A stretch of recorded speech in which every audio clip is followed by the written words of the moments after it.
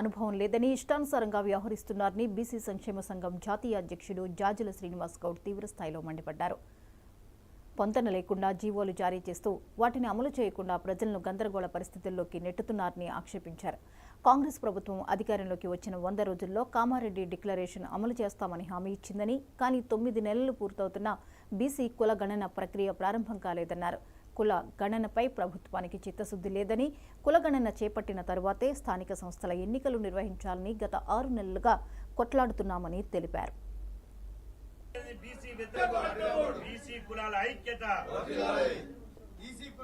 మూడో నెలలో అంటే ఇవాళ ఎంత, ఇది 10వ నెల. జీవో తీసుకొచ్చి 7 నెలలు అయింది. కులగణన చేస్తామని చెప్పి ఈ జీవో తీసుకొచ్చి 7 నెలలు అయింది. 7 నెలల నుంచి ఏం చేస్తున్నారు? జీవో ఇచ్చారు, జీవో నెంబర్ 26 ఇచ్చారు, 150 కోట్ల బడ్జెట్ కూడా కేటాయించారు. కులగణన చేస్తామని జీవో ఇచ్చారు. మరి ఈ జీవో ఎందుకు అమలు చేస్తలేరు?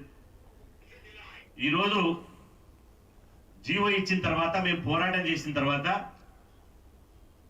ఇలా కులగణన చేస్తామని చెప్పి ఇలా 6/8/2024 బీసీ కమిషన్ ఏర్పాటు చేస్తూ తెలంగాణ రాష్ట్ర ప్రభుత్వం ఇచ్చిన జీవో ఇది.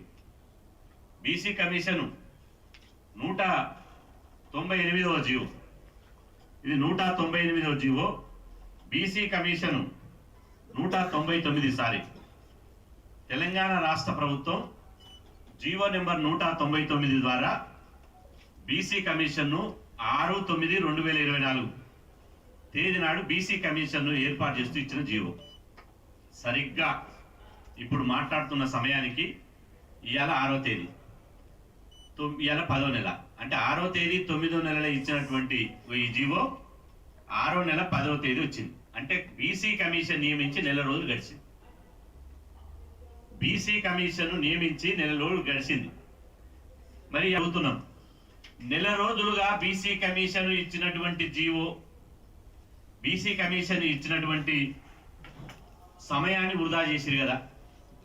బీసీ కమిషన్ నియమించిన తర్వాత నెల రోజులు ఏం చేసింది బీసీ కమిషన్?